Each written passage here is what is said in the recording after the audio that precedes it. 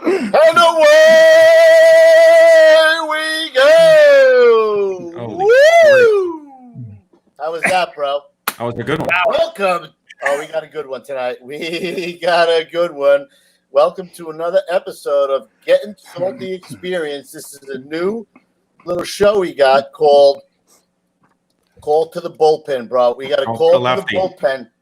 Call for the lefty.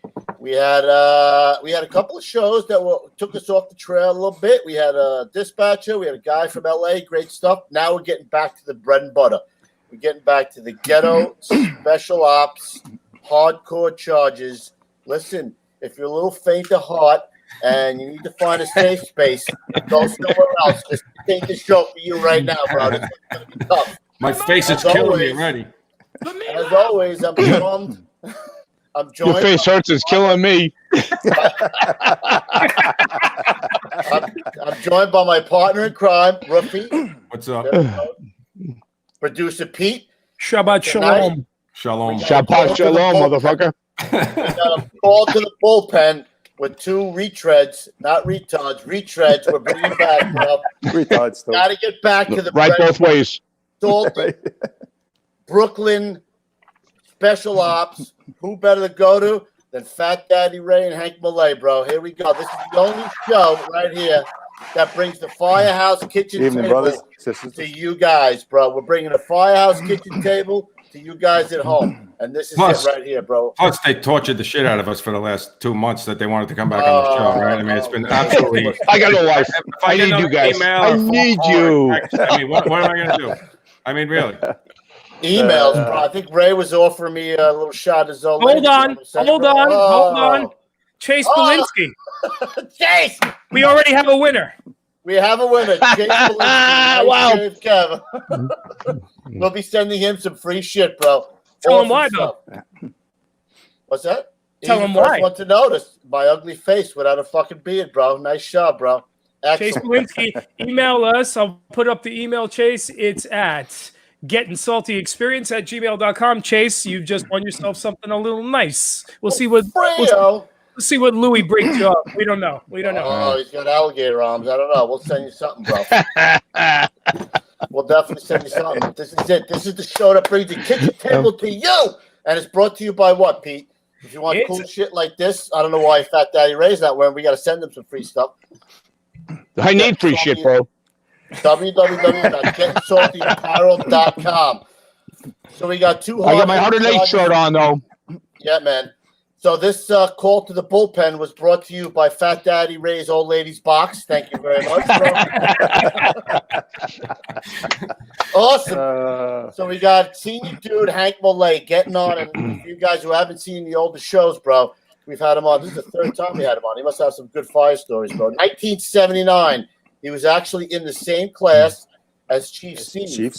Chief Steve in the same probie class. 79. He went to Engine Company 280. In what part of Brooklyn is that, Hank?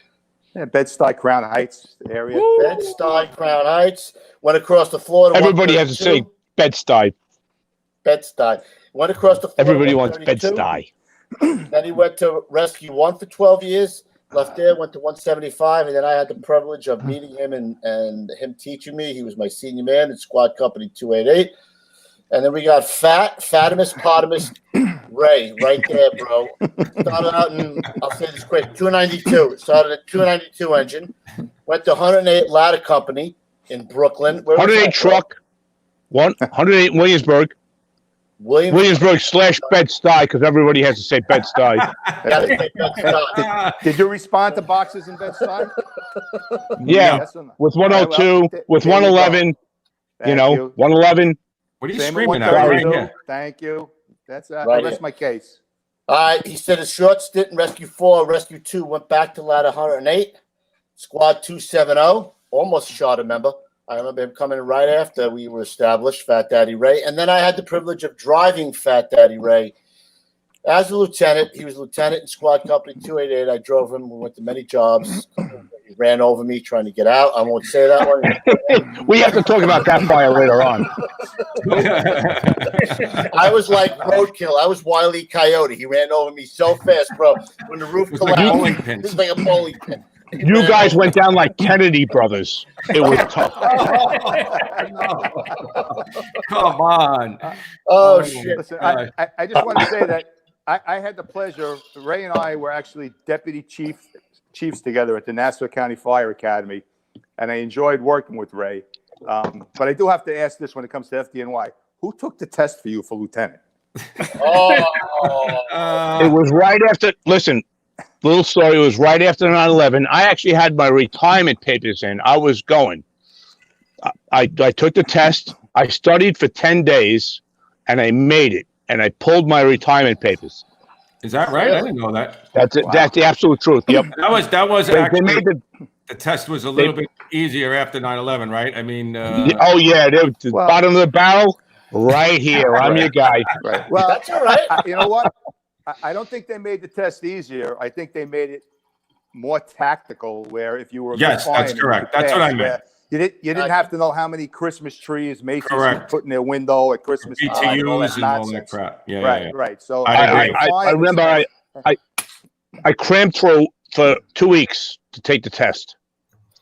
And I pulled my paper. I said, let me see what happens. And I was going to retire. I had a job lined up. And then I said, wow, I'm on the list. Oh, I pulled that paper, and here I am. Right. Wow. That was the right test at that time. Right test, I'm sorry? right time, exactly. Exactly, right test, right time. Right, sweet. So, Pete, today's word of the day. Okay. We put a lot of thought into it. The word of the day is crusty. Crusty. Crusty like your old lady. Crusty. There we go. We got that out of the way, bro. Fat Daddy with a PH. What's everybody drinking anyway? Okay. Besides the beer. All right. So, Kevin and Tito. Louie, this is for you. Where are we here? Where's the camera? I got the Ensure here. And I got the Tito's Chaser.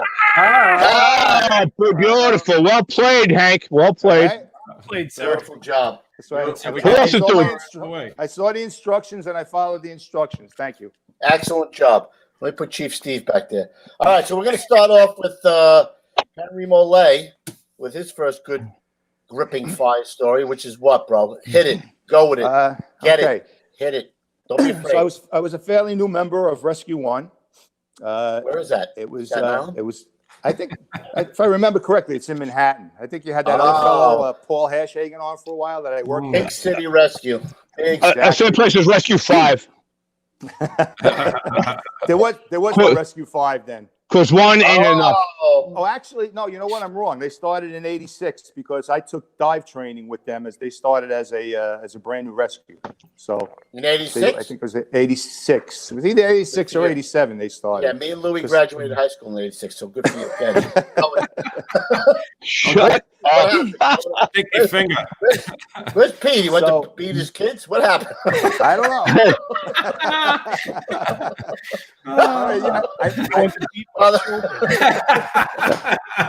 I need my picture of the Schomburg Plaza. Mom! Already, Pete, you left your Pete, post. he's talking about the Schomburg fire. Hit it. Abandoned ship. Stand by. So the kids needed a good whacking, you know. This was it was a Saturday night tour into a Sunday morning, March 23rd in 1987, and we had gotten a run in Midtown. We were heading back to quarters, and all right. So there you see the two towers. They're on 110th Street, overlooking Central Park. Harlem. And they were beginnings of Harlem. It's the start of Harlem at 110th Street.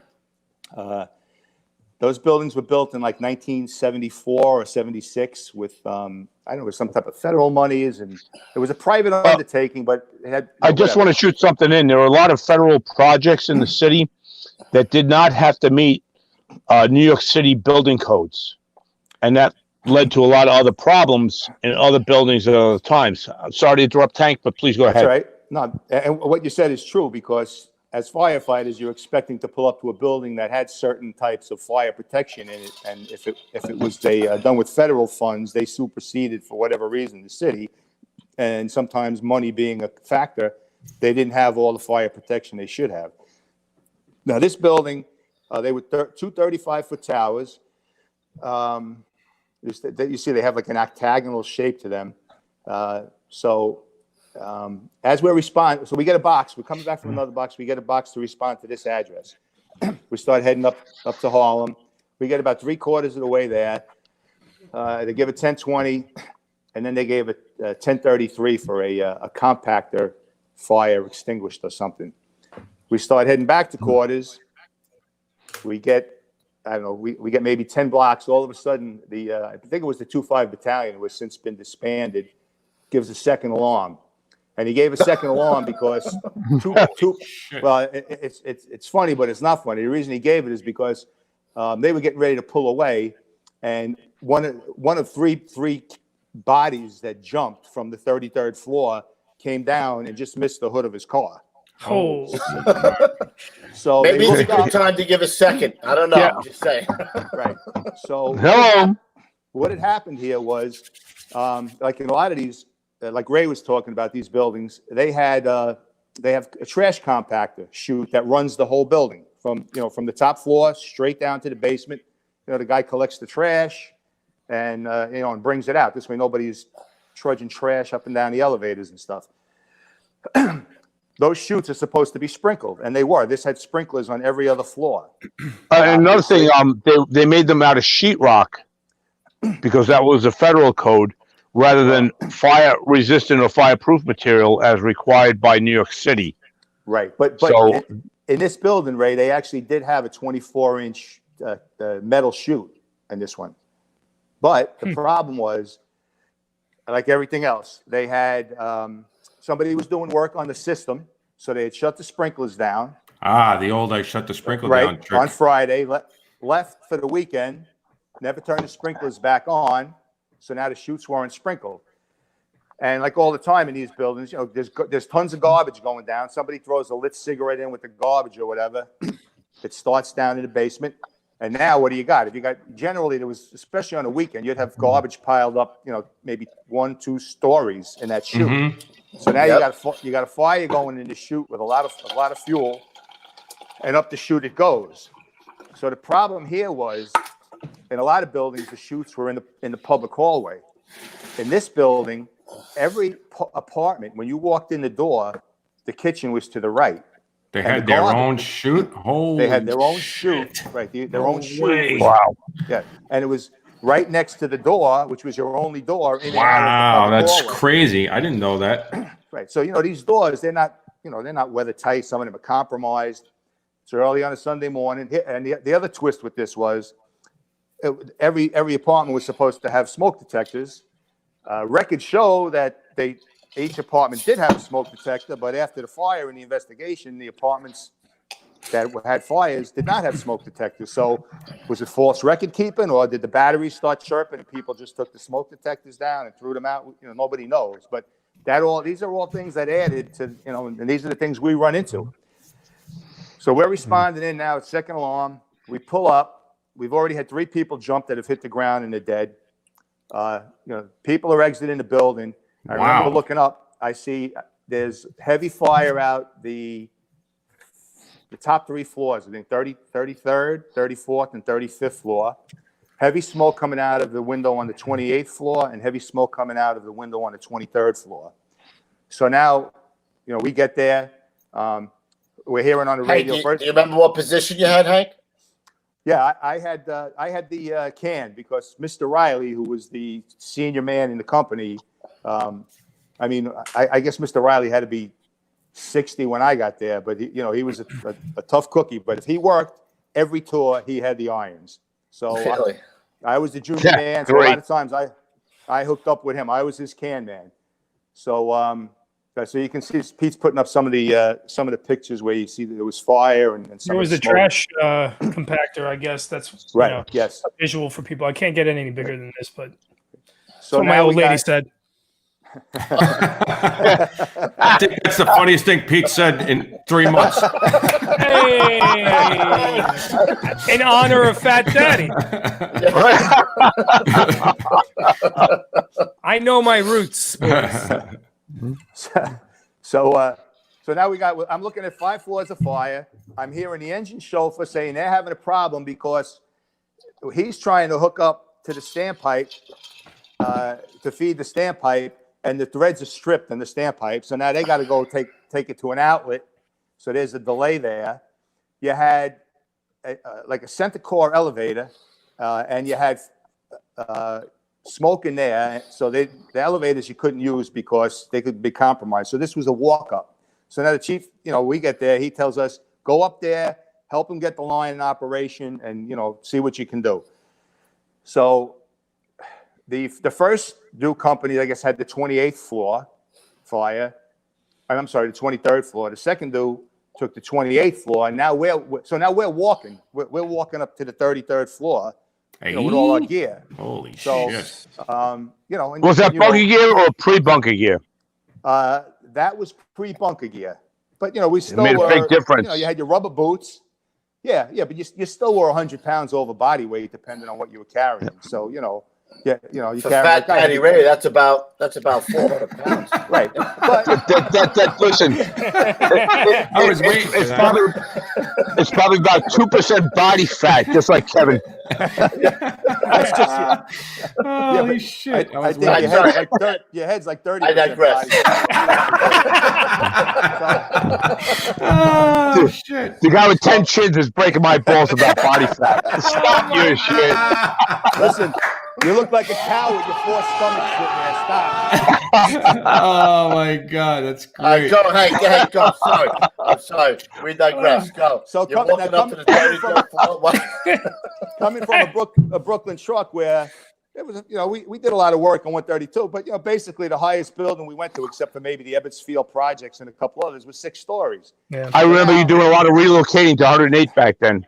You know why? Because Uncle Joe, our captain, was a lieutenant in 108, so he used to want to always call up to go back and visit you knuckleheads. Why? I don't know, but that's why. So, well, we were going to fly, so we saw you a lot with that big Mac back in the quarters. That's which correct. we will transgress. We will get back to it. Right. We went there when we needed a break, but now that we've got that cleared up, I thought when we started, it was like Hank's talking, Ray will shut up. And Right. Yeah. Listen, I can only listen to you in short spurts, and you're going about 5 minutes too long already. I want to hear about the dinosaurs, the earth cooling. Hank, let me give this signal, Hank. Let me give this signal. Okay, signal. I think Hank's only on. He's like on the 10th floor. He's still walking up. Okay, so here's a little tip. I'm saying this is a. Was the fire still going when you got up there? Absolutely. There wasn't even any water up there yet. So now we're walking up like a bunch of pack mules, and you're getting tired. So Mr. Wright, so now you have scissor stairs in these buildings. So scissor stairs, they would opposite each other. You'd have two doors on either floor that you could come out on, and they would scissor back and forth. And each one was a separate fire stair because there was a fireproof wall between. So Mr. Riley would say, all right, every 5 floors we're getting out, walking across, and go to the other door. And the reason for that, I'm like, why? You want to just keep trudging, but you're like huffing and puffing because when you hit that 5th floor, just that little bit of horizontal walking from one stair to the next stair gives you that little bit of breathing you need. Yep. And so now at least when you get up there, you're not huffing and puffing, and because now you got to go to work. Right, you're working. So that was a little tip I learned coming from the shorter building land of Brooklyn into Manhattan. So if ever I had to walk up, 20, 30, 40. I mean, one time we actually did a 64-story walk. Oh my God! Thank God you I didn't knew work that. You knew that every 5 or 6 floors you were going to get out, walk horizontally, and just keep doing that to maintain some semblance, so your legs didn't turn to rubber. So now we get up there. The engines got the line hooked up to the standpipe. They're finally getting water. There was pretty heavy fire up there, so there was no truck. So we're moving in as the truck. They're hitting fire. I think one of our guys went in on the line. Once they got fire, like everything else, things start calming down. We start hitting fire, and as you see, the smoke now. So we're obviously putting water on the fire. And as we go crawling in, we're still making searches, and lo and behold, on that 33rd floor, we find a woman in one of the bedrooms, and she's burnt. And that was the mother of the 3 people that jumped. The 3 that jumped, there was an 11-year-old girl. Oh my God. A 16-year-old boy and a 22-year-old boy. Oh my God. And while this was going on, the father, who was driving a gypsy cab at night, shows up to the building. Oh and unbeknownst to him, his whole family has now been killed in this fire. And then on one of the other floors, I think on the floor above, they found another 2 victims that had been roasted. So this fire claimed 7 lives. And, Holy shit! And it started in a compactor. Now the reason I back up a little bit, we talked about the chute being in the by the kitchen In the Well, apartment. the problem was and how the fire get in the apartments. As that fire came up, that's the chimney. It started. It breached the door and it started the wall and the kitchen cabinets going. So now these people, that was their only escape route. There's no fire escapes in these buildings. So the fire, they had a wall of fire between them and the door. So they couldn't get past that fire to get to the door into the public hallway. They didn't have party balconies on that? Nope. Hank? No. No. Wow.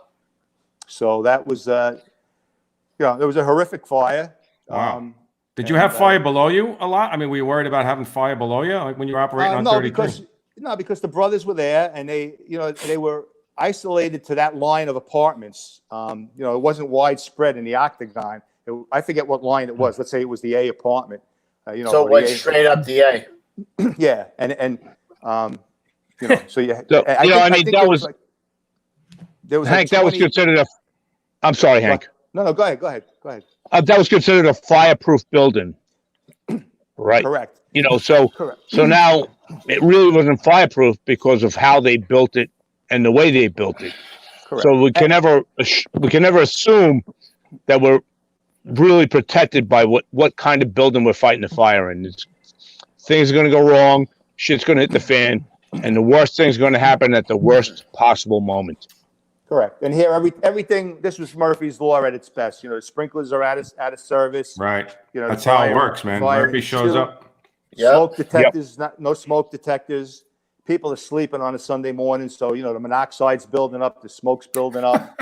It's just Hey, Hank. Yeah. Somebody in the chat said if Ray was on the scene, he could have been used for an airbag for the jumpers.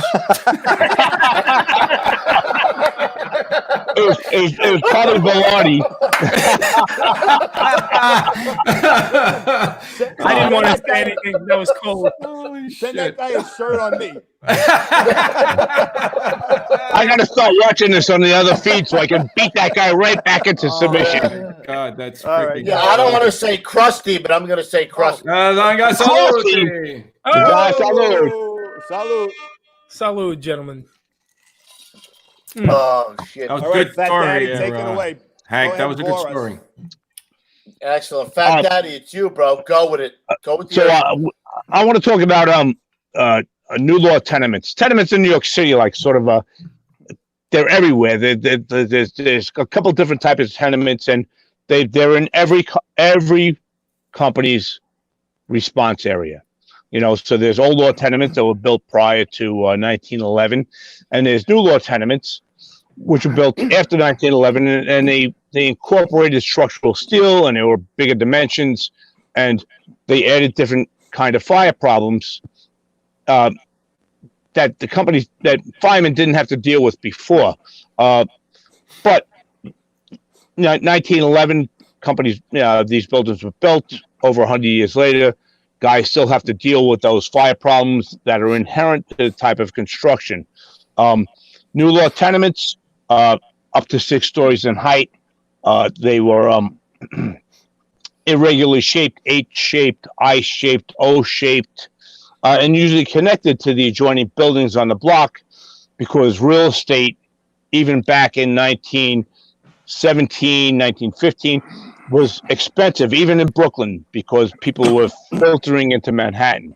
So the problem that New York City Fire Department has is the buildings were built to hold a lot of people and to handle the mechanics that those people need. They need electrical, they need plumbing, they need and all those needs or mechanical needs are now vertical shafts that go up in the building that allow for vertical spread. Which allow fire to travel. So but one of the big differences in the new law tenements was the addition of fire escapes wherever possible. So while that was a great asset to fire safety, it also created different problems for the firefighting forces, for the guys that were responding. So when I worked in Williamsburg, because of when Williamsburg was developed, because of when the Williamsburg Bridge was built, the addition to the subway, the L line running across the Williamsburg Bridge, there were a lot of people being added to the neighborhood at that time. So the buildings were being built to make sure that they could make money for the buildings owners. So back in 1985, I was back in 108, probably 4 years. We had a fire in a new law tenement. Probably about 2:00 in the morning. I don't recall the exact time. But we pull up and there's heavy smoke showing out of the building, and there's people coming out. When you pull up right away, you see people coming out the front door. You see people on the front fire escape, and you say, "Shit's on," right, Hank? Exactly. How many times? How many times have you seen that? And you go, "All right, we got some work to do."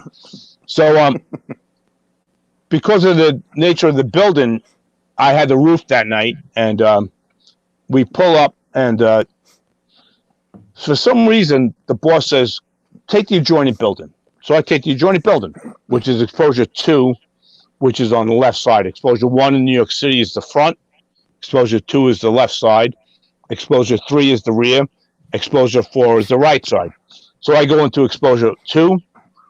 I shoot up the stairs, which is now a similarly constructed new law tenement. So I shoot up the stairs. As I'm going up the stairs, That's the window way to the roof, right? I mean, exactly. That's at that point, So I look out the window when I get to like the 4th or 5th floor, and I see the fire department pushing heavily, but this was before the fireproof windows, the weatherproof windows. This was still old tech, and it's pushing hard out of the 4th floor. And I see a family spilling out onto the 5th floor, onto the fire escape. A bunch of people get on the fire escape. Boom. The windows let loose on the fire apartment, and the fire roars out and now starts cooking all those people on the fire escape. Holy shit. Now I'm watching them all running around on fire. I got 4 years on the job, and I'm screaming in the handy-talkie to the battalion, well, we got a bunch of people being burned. And the chief, calm and cool, get to the roof, do your job. So I get to the roof, open the bulkhead, and then start pulling burnt people up off the fire escape onto the roof. Got you there, Ray, right? With one of the kids? So now we get them down to the floor. We get them down to the ground floor. There were like 5 or 6 people burnt. That kid had really bad 2nd-degree burns all up and down his legs, his lower torso, as most did everybody else that was on that fire escape when the windows let loose. One of the things I want to point out is in the lower right corner, you see 108 burn box, because the job didn't give us anything back then. We did it on our own. We said, well, we're going to a lot of fires. We're doing a lot of burn victims. So we went and shook down the local hospitals and put that's an old Scott mask box. Yeah, I could see it says Division 11. You guys kind of went right over it. You painted it over. So back then we had to do what we thought we needed to do. And we said, well, we needed a burn box. And then we had a couple of, so then we did an OBGYN box. We delivered a couple of babies. But that's what we did at the time.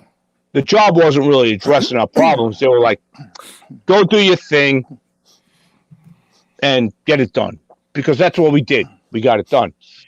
but there were a bunch of guys. I was an EMT at the time. A lot of other guys in the company were also EMTs. We put together these boxes so we could treat multiple burn victims like we did at that time. So that picture, I think that picture actually really shows a lot. If you zoom in, Pete, gentleman's face, right? That Tommy Dance was a battalion chief. He ended up retiring as a battalion chief. Zoom down to the left, straight down now. You'll see the hole in my pocket from the spanner wrench that I always kept in my pocket, because you were always supposed to keep a spanner wrench in your pocket. I hated that thing. Yeah, you hated that thing, but you were supposed to keep a spanner wrench, and you're supposed to keep the hose strap. The hose strap.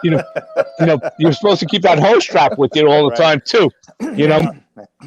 Right. And then we used to keep a pair of dikes, right? The heavy pliers, because you never knew. Oh, he said dike. Are you allowed to say that? I don't even think you're allowed to say that.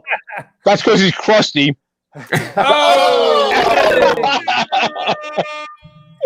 He's a little parched. Hey, Ray, they had an OBGYN box and a burn box. Where was your old lady's box?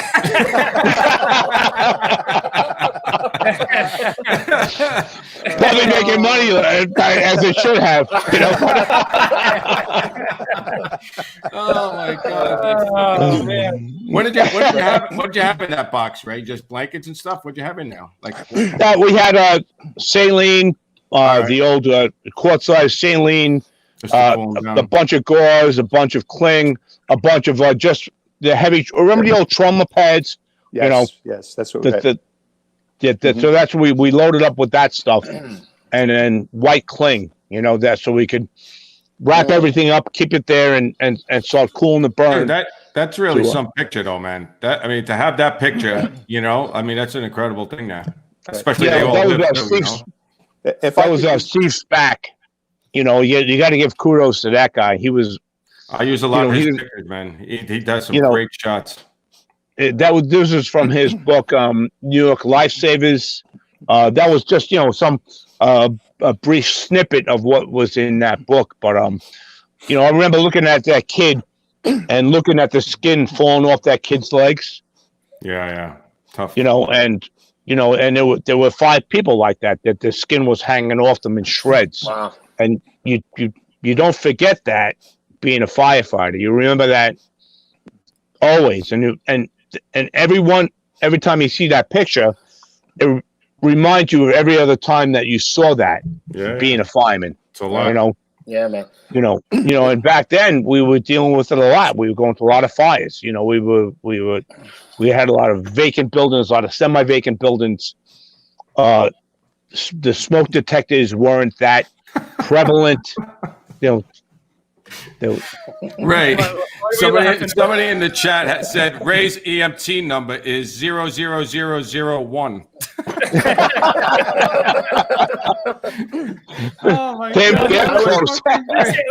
Let's take it back to old school 1976. Are you kidding me, bro? What year is that? That was 1976 when I joined the Volleys. Wow. Oh shit, he looks like shit. Hold on, I have another photo of you right here. Also, when you do with the ball. You gotta make the hair black. How about a Scooby snack? Oh, jeez. Go like the Fat Daddy Ray say, zoinks! Yikes! Dude, I cannot even believe that's you. That's incredible. That was a great shot, man. The years have not been kind, my friends. That's fucking awesome, dude. That was your bicentennial year. You are picking up speed, brother, going downhill. Yeah, dude. Too much fun, too much drinking, too much time working in the bars as a side job. If you guys lived my life, you'd be dead. Oh, shit. I told you, if I did your life, I'd want to be dead. Listen, looking at you, it already happened. Reincarnated. There's a little bit more. Oh, there he is. There you go. Oh, look, that's about 100 pounds lighter. Who's that? Tom Yeah, Selleck. that, Little Tom Selleck You know what's working there. funny, Is right? that Kevin Shea in the back? No, that's a guy named Steve Fessel, It looks like Shea Dude. almost. Wow. 108 guy. the only thing I carried in your old lady's box was KY jelly. I don't know. Oh, Listen, shit. if you were any good, you wouldn't have needed it. Good for you, Ray. Don't take no shit off nobody. So listen, Right, Spider. let me say, Go. let me jump in just to, like for his story. What he said about the burn box back then in the day, that was every company. You know, we would dip into our own pockets and spend money to get stuff that we needed, like the old rigs. Like now, you order these rigs and they give you a place. You know, everything's mounted.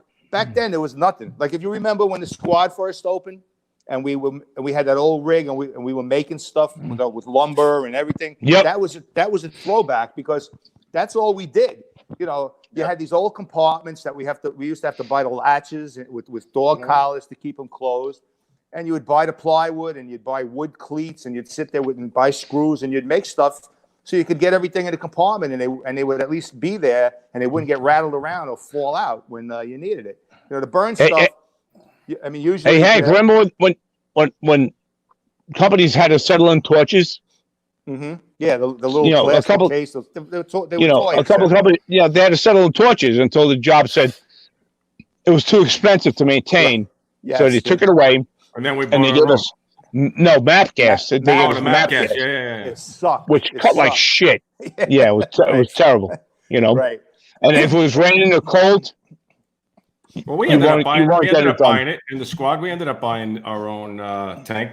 Remember, we used to get it filled Yeah, up we all had the a time. squad fund. Yeah, the squad Right. fund.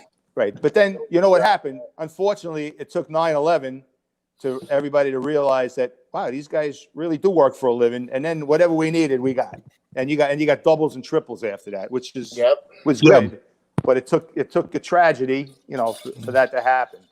Yeah, But, man. you know, but that brought back memories when I saw that burn box because, like I say, everybody had it. You know, the saline with the big pads because it Yeah, man. would be a long time sometimes before you'd even get an ambulance on the scene. You know, when you never got the police- wake up call till you went to an OBGYN call. You know, pregnancy, woman giving birth, and you go in there, and it'd be in some ghetto apartment, and it would be like the women's 5th kid.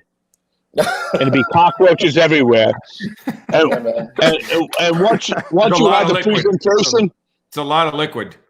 this thing was coming out after the 5th kid. You were like Joe Namath catching like you were, holy shit. Johnny, what you mean, you old coot? You know? Hey, Dude, I went to one time. I went to we got to run. I was driving, bro. It said birth imminent. I was like, oh shit, man. So we get this. It's not that far from the firehouse. It's a 2-family. I look up the stairs, and this broad has a baby with the cord hanging out her vagina, bro. On the floor. Oh, my God. But me, Belisari, Patos, Timmy Welty, God rest his soul, she's got this baby out of her vagina already on the cord. And Did the her placenta come out yet? No, her father was sitting there at the table, and there were beer cans everywhere. And he's sitting at the table drinking. He goes, "What is that thing?" I'm like, well, "That's his granddaughter." he was like, He started on the toilet. There was blood everywhere. Thank God, Oh, Timmy dude, a lot Welty of fluid. and Paulie Patos knew. They were like, "All right, this is what we got to do. We got to step it here, step it here. We got the cord, and we got to deliver the fucking So you placenta." got to do the clips, 2 clips. Holy shit. Yeah, thank God they had kids already because they knew what to do, bro. But there was blood everywhere. But I would never forget that. Looking up the stairs, and there's an umbilical cord hanging out this broad with a baby on the floor. I'm like, holy Cannot believe shit. how much fluid, right? How much fluid? I mean, that's Yeah. one thing. I had a few of them. It's Yeah, just incredible. everywhere. It's incredible. I remember going to work one night about 2 o'clock in the morning, and I wasn't drunk for a change. And I went to work. I was going to go sleep, and because I was awake, I'm like, I can't sleep. I went to the firehouse. I put my gear on. I put my clothes on. I said, I'm here. Anybody wants to go? I'm here for early relief. Also, the dispatcher over the voice alarm goes up. 108. You got an EMT working? All of a sudden, they knew I was sleeping in the back room because I snored like a chainsaw, and I couldn't. I wasn't allowed to sleep in the bunk room. They come run. You gonna take in a run? Yeah. I'll take in a run. So we go, and there was this Puerto Rican woman. It was a fifth kid. There was no shaving hygienic back then. Oh, You were hacking. So- you were hacking with a machete. So Right through the 70s. Ray got so- up, back up. no rubber gloves because we didn't do that back then. Oh. And you're going, I'd rather be anywhere else but here right now. Oh, God. Hey, And the What do you the got? cockroaches, the whole 9 yards. one of the guys in the Go chat, ahead. Ben Coate, was asking. He was asking if you guys ever were reprimanded by the department for using your own built tools. Negative, never back then. No. The job wanted you to be that assertive, that Proactive. that thinking that ahead, that proactive, exactly. Yeah. Then they loved it. The chiefs would come by and say, "We love what you're doing. Keep up the good work. We'll help whenever we can." There was nothing about Awesome. doing it on our own. And some of the tools they're using now were prototypes back, when Right, when what our you guys, made. 'cause they were making them, right? They made the longer handle Halligan. Yes. All those tools for the elevator. I remember we had the ring. They were all garbage, right? When you had to, slot it in there, right? I can't tell you how many tools I made on my own because it wasn't enough gauge. They would bend. You wouldn't be able to hit the button. I have to mention one of the guys in the firehouse. He had an uncle that owned a machine shop, and because he was really proactive, Patty Waters, God rest his soul, ended up being a captain in hazmat. He was. Yeah, he was a 108 guy for a long time. Yeah, 108, yeah. Wow. So he had his uncle that owned a machine shop make us all through the lock forcible entry sets. With the bent tool, the key tool. On a key ring out of machine stock. So when you were popping the lock to go through the lock, you had it right in your pocket to do whatever you needed to do Yeah, to go right through the lock. A lot of guys still do that now. It's sort of a lost art. Yeah, it is a lost art, but guys still have Yes. that little bit. Yeah. I never got in trouble for using any tools at a Ray's old lady's box. Never. Never did I get in trouble. Well, you probably weren't the first one there, so it's. Dude, you know what? I was slapping 5 with the guy that was coming out. Is Ray in there? Oh, God. Oh, Look at what's that this- old motherfucker? Look at this handsome guy. Wow, look Let's at go to that. huh? Hank's next job, bro. What do you? Before we go to Hank's next job, we actually have a picture of you at Metal Day, bro. Oh yeah. The Metal Day picture. Hold on, stand Yeah, by. man. Yeah, hold Here on. it is. Wow, yeah. There he is. Nice. I gave the guy the white shorts. Yeah, nice knees. 1936 Olympics. Is that Kevin? Kevin, I didn't know you got a medal. You're standing to the right of me. Must have All been right, Pete, crazy Pete, in Berlin. show the real picture. Show the real picture. Of the Metal Day, stand by. I got Metal Day. I got it. Hey, model. You summon them. My face hurts. Oh, yes. there he is. It's Look at killing me. It's Look at killing that. me. It's Mayor Giuliani and Chief Fusco. Fusco. And that was Safer. Safer, right. Safer went on to be the police commissioner. Yep. And that was him. Yep. He was my a tough wife, boss. my mother-in-law, my son Kyle, my daughter Amy, and my brother-in-laws. Beautiful. So yeah, it was a good day. You know what? Like I said, you got to be working. We've gone over. You got to be working that day. You got to have the fire. And we talked about this the last one. I was lucky enough to with Bruce Newberry to rescue 2 firemen at that Chase Bank fire, the 8 alarm, where you found that. Yes. Unfortunately, it's in German, but you Yeah, found it's the in whole German. fire from that German Yeah. film crew that Right. was with us. But yeah, you know what? It's a nice day for you. It's a nice day for your family, and it's a great day for the company because it's company pride. So yeah, I gotta say though, I think I like Ray's stash better back in the I don't know about that stash there. Hankle. Yes, well, what can I tell you? It's the best I could do. It was dark though, at least. Yep. bad. That looks like a 70s porn star Mustang, right? No, he looks like he should be flipping pizza. I tried that on the side. It wasn't any good, so I ended up banging nails. He's got the hot shake and starter set. He's just, Yeah, he's man. doing all right. He just lacked the testosterone. There he goes. Who's that right there? That's back in the day, and when I was in 132, after a job, I'm standing there with Billy Burke, who's his Billy whole Burke, family, Captain of Rescue right? 5. Right, he went on to be Captain of Rescue 5. His brother Jack. Good man, really nice guy. And his father was on the job in 111. So Really? Oh, shit. the Burke brothers. Yep. And, You know what That's not that's Tommy Burke? No. Sorry. no, that's a different. That's Oh. Norton. That's a Oh, different. there Yeah, you yeah, go. yeah. Yeah. No, that's Billy. Oh, all right. You know, And Burke then is here with so this was Joey Angelini. right. Joey is standing next to me with his shirt open. Everybody knows about Joey. He was you can't say enough about him. Tommy Reichel, who's standing in the street, is no longer with us. Another great fireman. And in the back, you see Bruce Newberry, who was also as when he had Paul Hashhagen on. It was myself, Hash, and Newberry with a Freeport connection because we were all in the volleys with the Freeport truck together. And that's speaking of which, Oh, that's a look at great that. picture. Volley work. So yes, a lot of us like the Fat Daddy Ray, who was in Long Island in a busy department in Hicksville. Like myself, I started in a busy fire department in Freeport, Long Island. And this fire we actually got mutual aided. It's a daytime fire in Hempstead. It was a 6-story apartment house, daytime fire, so they didn't have a lot of guys, so they were mutual aiding a lot. We weren't even in the same battalion. They called us for mutual aid. And at the time, I don't remember exactly what year, this was probably in the early 80s. We had like 14 city firemen in our company out of like 55-man roster.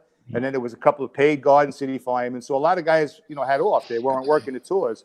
So when the mutual aid came in, we all responded to the firehouse. We had 17 guys on the truck. So we had a tiller rig where you could ride the side.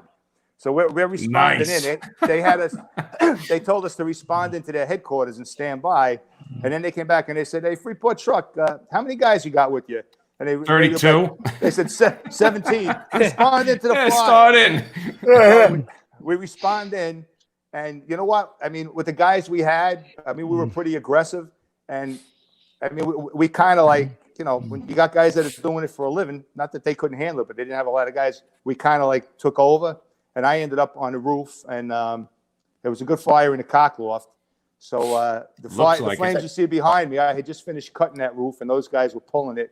And I was heading off into another wing to cut another hole. So that's just one of the speaking pictures of from aggressive,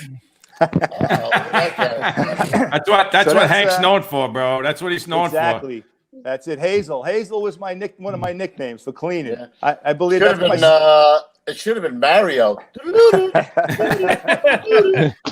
Listen, some guys like the real dirty, shitty firehouse. I looked at it. I spent half my life in that house. That was my second home. Keep it clean. So behind this story, I was the chauffeur that day. And the commissary used to buy some cheap cleaner or something. So I made the commissar buy a Formula 409 because they said it cleans the best. So he got it, but of course they busted my chops so mercifully about the 409 after that. Where is that, Hank? That's 132? in the street in front of Rescue One's course. Oh, Rescue One. That's the show. That was before it burned down. No, that's the new quarters. The new quarters. That was after the 10 alarmer that took the old quarters. Yes. Nice. When I went to Rescue One, that was when the new quarters. That's when the quarters had just been collapsed upon and burnt down. So I started on 38th Street with 21 truck and 34 engine, and then about 2 years later, we moved into the new quarters on 43rd Street. That's a picture. There's actually an iconic picture from 9/11. This is Father Michael Judge. He was the Franciscan father that was the chaplain for the fire department. And anytime we had a big job, he would always show up at that job. So this was after a job in Manhattan. There probably was a multiple, and he came to the back of the rig to talk to us. But Father Judge got killed at the Trade Center. And that picture when he's being carried in the chair. Right? Yes, he was actually walking. He had a heart attack, right? No, he had no. One of the jumpers actually fell and hit him. No, I thought that was Danny Sir. I 214. thought that was Father Judge, because don't they have the 4 brothers carrying him? I got him. Stand by. Coming up. No, I think he had a heart attack, because I think it's the guy from 214 who got hit by the jumper. At the The trade 216 got hit. Danny Sir got hit by a jumper. Sir that got hit? 216. Yeah. And he had a heart attack. So then he went down with the heart attack there. Yeah, they carried him out, I think. I, Yes, that's the picture That's- right Yeah. there. Bro. that, Yeah. That's Sir, though.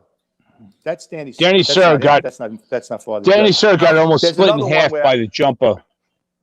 Stand by. Right.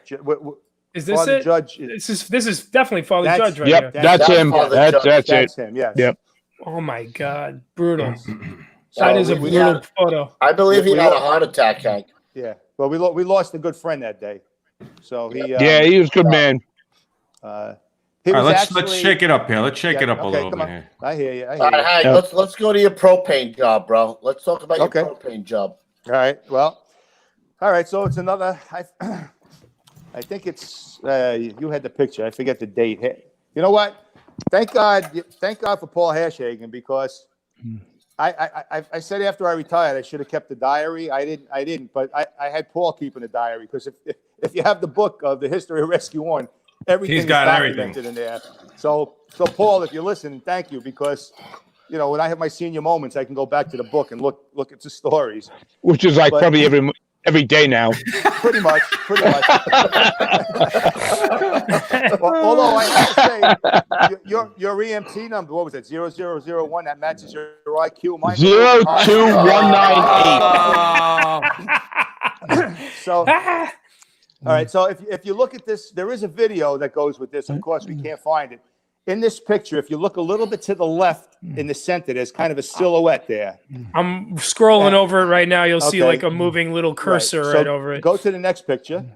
Next picture. Boom. There you All are. right. That's yours truly coming out of the Running for his fireball. life. Exactly. Like at that point, I'm all puckered up.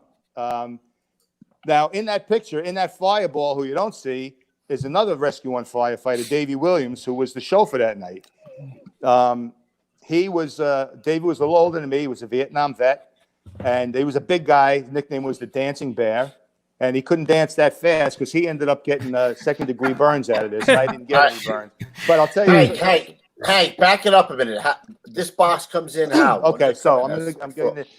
All right, so we respond to another box down in like Hell's Kitchen in that area, like in the 20s. There's some projects over there on the west side. Turns out to be a bedroom fire. One room. We get there. The chief has us do a secondary on the floor above or something. Nothing. You smell a little smoke. We get back in the rig. It was like 8:00 at night. It was like September, I think. So it's still light out. We're coming down 11th Avenue, 10th Avenue, 9th. I think we're coming down 11th Avenue, 10th or 11th. And in the rescue rig, you got the bench seat. And you got the windows. So, a lot of times we're standing there with, our arms folded, looking out the window. And as we're going down, I think we're approaching 36th Street. And we look down, and as we do, we see some smoke. And there's a woman in the street, and she's kind of just waving her arms. So we yell up to the front, stop, turn around, do a U-turn. They're like, what? We got a job down the street. So Dave makes a U-turn on the wide street. As we're turning, the dispatchers must have gotten the box. So they're giving the box. As they give it, we give it 1084 because we're right there. So it's a 6-story tenement. The first floor is commercial because it's got the roll-down gates, and we got 5 stories of occupied apartments above. So now we're first due. Got no water. Davey keeps the rig out of the way. I'm the forcible entry. So now we're kind of operating like a truck without an engine or anybody there yet. So I end up with the rest of the roof. The roof man goes to the roof, and the rest of us split up. We're taking like 2 floors each. We're going to do quick searches, bang on doors, see who, if any, because there were a lot of people in the street already that had gotten out. Because this fire was on the first floor. You had smoke pushing out behind the roll downs. The first floor in these tenements, there's a door in the rear, and it was already starting to burn through the door in the rear and going up that stairway. So the stairway was becoming pretty untenable pretty quick. So did you guys have to cut the gates, Hank? Well, Davey, who was the chauffeur, because I was forcible entry and I was making the search, Dave got the saw and he started attacking the gates. So now it was a quick search. So now you have the other units are coming in, because 21 truck was only like 3 blocks away, and 3 blocks and an avenue away. But they got to get the box, they got to get dressed and respond. So it might have been 3 or 4 minutes, and we had already gone through the building quick. So now I come back down because the trucks are coming in, the engine's coming in, they're starting to get a line. So now it's forcible entry. I go to the roll down gates, and I'm going to help Davey. So he was cutting the blocks already. And I tell him, let me know when you're ready. I'll pull the pins. So pull the pins. We start lifting the door up. We get it up maybe to our knees. With that, no bang, but all of a sudden you hear like this woof, and Really? we're engulfed with That fire. woof. Yeah, we're engulfed in this fire. So obviously you can see what that happens. You turn around, and I'm hightailing it out. Davey's hightailing it out. What you don't see I got to back up again. The reason we got these pictures is because Rescue One, there's visitors at almost every tour. So we come in for the night tour, and there's a visitor there, and he's an Oriental gentleman, and he's got some fire department stuff on. Doesn't speak a word of English, and none of us could speak Chinese. So, but we kind of got out of him that he was a Tokyo firefighter, and he wanted to know if he could ride with us for a little while. So, yeah, why not? You came all this way to visit us. You might as well ride with us. So he was riding with us. So he's standing across the street while all this is happening. So he had video and still shots. Well, in the video, you see as this fire goes up, there's a tree out front. It burnt the whole tree up. The OV, I forget Freddie, I forget his last name, from 21 Truck. He's on the fire escape, just hitting the 3rd floor, and the flames are coming up, licking his ass under his bunker gear. But this was the first good fire where we had just gotten the bunker gear, all the bunker gear. I don't think we had hoods then, but this was the fire after the Watt Street fire, where we had talked about when Giuliani, after he came out of the burn center room, turned to Safer and said, "I don't give a fuck what it costs. Get all these guys in bunker gear." So the bunker gear, right? So Morning Pride actually took that video and used it for their advertisements because of the fact that I didn't get any burns, and Davey only got burns where he didn't have the hood on. But the bunker gear thing started after the guys in Manhattan, the 3 guys got burned up in that the Watt Street fire. Exactly. So it took the job 15 years to decide that we deserve better protection. Right. Yeah. Meanwhile, the rest of the country already had it. Most of the volley companies and everywhere else had it. Right. Well, that's what I said. I was. I don't know if Fat Daddy knew that. I was at the Watt Street fire, so I was at the burn center with the guys afterwards, and that's when Giuliani showed up with Safer, and they went into the room. Captain Drennan was in there and Chris Seidenberg. And when they came out, they were both white like they had seen ghosts. And that's when Giuliani turned to him and said, I want them in the bunker gear. So this was about a year after. It took about a year for them to get everybody in bunker gear, but that's when we started. Hank, what I wanted to ask you, do you think that when you were cutting the gate that it was that spark, or you think it was the air that you let in that hit the right mixture? So this was the premise of the fire, and this actually changed the code in New York City. What was behind those gates? A company was storing like 15 of the street hot dog vending carts. Right. And they all had propane tanks. Right. So a fire started in that big room where he was storing everything. And what happened here was, thank God, anybody that knows those barbecue-sized tanks that they use, there's a pressure relief valve near the top. And the whole purpose of that is if the tank gets heated, it's supposed to let the pressure out, right, so it doesn't explode. If that valve gets compromised, or it's in a paint shop or something where it gets gummed up, that tank will blevy. If that tank would have actually blevied and exploded, we'd all be dead. I mean, you would have been pieces. We'd have been gone. What happened here was it heated the propane in the tank enough that pressure relief valve let go, and when it did, all the propane escaped, and that's what blew out. So I mean, the fire had already started. It was the fire that heated the propane, and that's what caused this fireball to happen. So we were lucky, and Still here to talk about it. You hear the sounds coming out of Ray? He's like breathing over there. I don't know what the hell he's. People are asking if he's sleeping. I'm drinking. All of a sudden I hear, oh. I'm drinking and rubbing my nose. Too much Coke. I'm like, what the hell is that noise? I don't like, who the hell is that? It's got to be Ray. I'm trying to be polite. Listen to Hank. Look, hearing these stories 1,000 times, I'm falling asleep. Yeah, but listen, at least I have stories to tell. Hank, they could sell you to insomniacs. You know, the old one. You might have been the most exciting guy in the world at a fire. You're boring as shit on the fucking internet. You know what? I miss you like an impacted wisdom tooth. Hank, you're like a rock in my shoe on a hike. Yes, I know. You're like an infection of my buttock. Listen, you crusty motherfuckers. Oh! Listen, tell him what your face could do. Come on, don't let me say it. Tell him what your face could do, fat daddy. Huh? Oh, this is a good one. I have a face for radio. My face could turn a funeral down a side street. Thank you. We can't go. Look at that. If you're doing that, just that. There he is. Look at that ugly motherfucker. That was one of my friends after my retirement in 2013. Is that when you got out? 13? That's a long time already. You're doing all right. 2013, I got out. Wow. Oh shit, you got out before me, bro. All right, so who we got here? Fat Daddy. That's my promotion.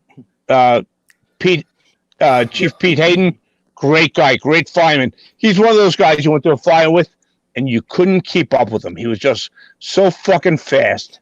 Nice. You say, where is this guy? He's lightning. And that other guy was commissioner. He ran Health and Human Services. Go easy. Enough said. Go easy. Zero. Go you know. easy. Nothing But like Pete having Hayden knows your fire service in charge. Absolutely. Family throw. Moving right along. Yeah, give me another picture, Pete. What do we got? Fat Daddy Ray. We got some pictures. Areas. What do we got? Squad 270 with a guy that used to work at 8 Truck, went to Long Beach, California, became a captain, made the big move, the Hollywood move. Hollywood. Nice. He made the Hollywood move. Look at this. Wow. Probably 1990, Captain Tom Freed got the spot after Sal Russo. Wouldn't make a pipple on his ass. Oh, I shouldn't have said that. Yeah. Well, that was so Tom. I got a question. That was the top. Look at that. Look at that light. Look at that light on your helmet. Dude. I was just going to say, where did you get that light? Or what? You didn't pay for that. There's no way. That was a mag light with a little contraption they sold in fire engineering that fit over the brim of your leather helmet and held your mag light in place. Nice. Oh, so it is a mag light. Yeah, that's Big awesome. buff. Yeah, those were the before LEDs. Those were the best you could get back then. I remember. Well, listen, LEDs. Listen, you were born when I was still, banging cheerleaders. So you don't know anything. LEDs didn't exist. No, I know. But I'm just saying the mag light was pretty good. Back in the day, Ray had candles on his helmet, bro. and they all burned away. Hey, that's all up with Santa. was that the captain going over your evaluation with you, all the bad numbers you got? Was that what the paper he was holding? 288 Christmas party. Hold on. Speaking of 288, here are the boys. Oh, a nice job. Probably back around 2010. A nice third alarm on Queens Boulevard. We got to do some good work. Basement fire. It was a nice time. Some good guys. Everybody looks younger. Those guys are all older than dirt now. Yeah, I know. You got Velarde on the right. Mouch. The mouch. The man couch. Half couch. The one of the best senior men I worked with right in the middle. Dano, good man. My two chauffeurs right there. Skinny Cliff before he expanded exponentially. Look at his face. He looks so young. Blazy before he punched somebody. And the other guy who went to the hazmat, and we're not going to say anything more about that. Jury. Oh, come on! We're not saying that. That's out. Ixnay. Oh, you can't say that. Ixnay on the hazmat. We got another 288 pick, but this one isn't with Ray. Look who's in this photo. I want everyone to carefully examine. Not only is senior man Hank Malaya in there, but look who it is over here on the right. Wow, it's the lady killer. Look at him. He greased his hair with olive oil for this one. I look a little angry in that picture. Yeah, go figure. My jacket looks like it's burning off me. You know what I mean? He looks like he looks like he's from The Godfather. Yeah, you can follow you could smell the smoke coming off of this picture. I got the chops. I got a couple of chops there. He's got the chops going there, bro. Yeah. Yo, we got to talk about Vinny Ungaro. I'm just gonna say, right. You're looking at one of the best lieutenants the job ever had there, Vinny Ungaro. One of the best guys, experienced fire officer, one of the nicest guys you ever met. You know, a true gentleman. You know, never got rattled. Was always right on top of his game. So died from 9/11 cancer. Yeah, 60 years old. I think he died like the day before his 60th birthday. Yeah, it was going to be right after his daughter was getting married. I think they had the ceremony on his bedside. Yeah, a couple of weeks before or something like that. Yep, that's shame. Good man, great man.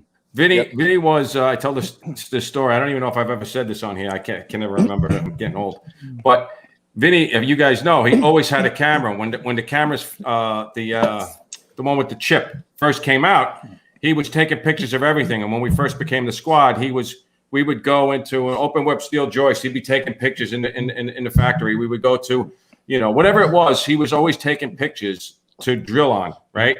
In fact, when I got promoted to lieutenant and I came back, on the computer still were his files of pictures of all the shit that he took, right? So we were out down by right? You know that, right? Down by the cemetery under like the Kosciuszko over there. And we're, doing some work on the concrete. We're drilling and doing something. And we get a 1075. So he's got the camera out and he's taking pictures of us as we're doing it. He puts the camera down. We get dressed and we're off. He forgets the camera there, right? Under the Kosciuszko or somewhere close. We go to the job. He realizes he forgot the camera. So now we race back after the job to go to see if we grab the camera. The camera's gone, right? At that time, I think that camera was like, I don't know, $500,000, at that time. Yeah. Like now they're like, $20 for a fucking thing, right? So the guys decide, he's like, I have to get another camera. It's probably going to take a little bit of time, but I'll get another camera. So we chip in and we put the money up. Everybody puts up $10, $20, whatever it was, and we buy him the same exact camera. And we present it to him like within a week. Dude, I remember his face because I always worked with him. He's in my groups. The emotion that was coming out of him that we gave him this camera, like it was such a special thing. Like he could not believe that we went out and got this thing for him. You know what I mean? It was really, but that's how he was, right? He would always wave to the guy. Such a humble man, right? 136 would go by. He wouldn't say none of the guys would say anything. He'd be like, "Hey guys, how you doing?" Like he was such a. He was just like that personality. A humble guy that worked everywhere, every busy shop. He had nothing, But he also believed in aliens. And remember, I would see him late at night. Stop. Did he really? I didn't know that. Oh, my God. Dude, he would be listening to this radio station that believed in aliens and, I know the one you're talking about. UFOs. And when the airliners would leave those marks behind, those contrails he was talking about. Contrails. Yes, but that's not aliens. No, he believed in aliens.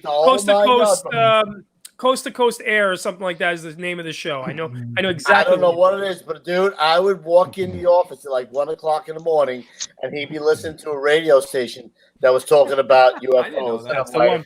He was right. he was doing the faux finish in the office. Remember when he was painting the office with the fucking sponge? Like he was. I'm like, what are you doing with the sponge? Just roll it. He's like, no. One of the best things about the fire department was the fucked up guys that you worked with.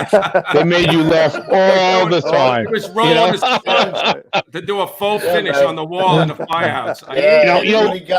Including guys who married their sister. You know, I'm just saying. I'm just saying. I don't know, maybe. I wasn't going there, but thank you. Hank and I were talking about the different kind of buildings that are just unique to New York City, like rear tenements. You know, a lot of those in Maspeth, bro. Exactly. And when Williamsburg do a lot of them, and in Manhattan there were a lot of them. But there were a lot of lessons to be learned from rear tenements for guys that didn't even respond to them. You know, Hank and I were talking about how do you get a portable ladder in to a rear tenement? You guys have a clue? There was usually the building. Through the driveway. Through the building, but how did you take it? Well, you ran butt first? Feet first, right? Tip first. Tip first? No. Tip first. You know why? Why? Because there wasn't enough room to set it and get it up. So you'd have to get it up in little degrees. Put it up, shift it, get it up, get it up, get it up. I understand what you're saying. You know, so I think like segueing into things you learn from work. I remember I was driving 108. We had a fire in rear tenement. Tommy Bone, God rest his soul, was the roof man. You know, so we grabbed the 24 because we were lazy fucks, and it didn't reach the. No, stop. I said it. So, Ray, hold on. Patty Step said Ray ain't had it up in years. Ask his mom.